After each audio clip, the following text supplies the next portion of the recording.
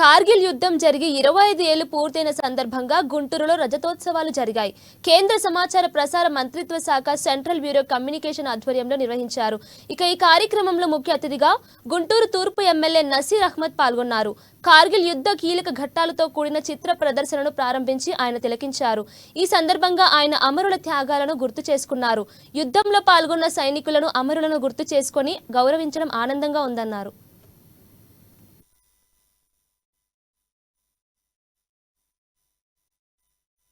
Face to face fight అనేది ఇప్పుడు 1973లో జరిగింది.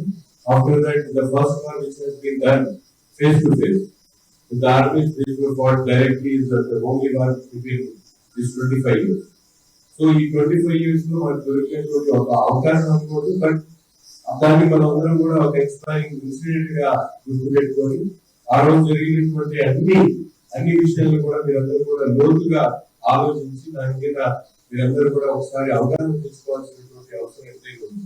ఎందుకంటే వన్స్ ఒక ఇన్సిడెంట్ జరిగిన తర్వాత హిస్టరీలో ఆ ఇన్సిడెంట్ మీరందరూ కూడా ఒకసారి చదువుకుంటే మీకు తెలుస్తుంది ఎక్కడ ఏం జరుగుతుంది, ఆఫీసర్స్ ఎట్లా ట్రైన్ అయ్యారు. ఇప్పుడే చెప్పారు రఫీక్ గారు, ఆ హైట్ లో 17,000-18,000 ఫీట్ మీద వన్స్ గో ఎట్ ఆల్ మీరు ఒకేసారి అక్కడికి ఆ హైట్ మీద వెళ్ళాలంటే వాట్ టైప్ ఆఫ్ సిచ్యువేషన్ అంటే ఒక మనిషికి అక్కడ ఆ వాతావరణం ఎట్లా సెట్ అవుతుంది, ఇమీడియట్ గా ఆర్మీ సెల్స్, రెగ్యులేట్ సెల్స్ పెరిగిపోయి చనిపోయేటువంటి ప్రమాదం ఉంది. అంటే కండిషన్స్ మీకు ఎంత ఫైటింగ్ స్పిరిట్ ఉన్నా, మీకు ఎంత స్ట్రెంగ్త్ ఉన్నా కూడా climate should be match to your body.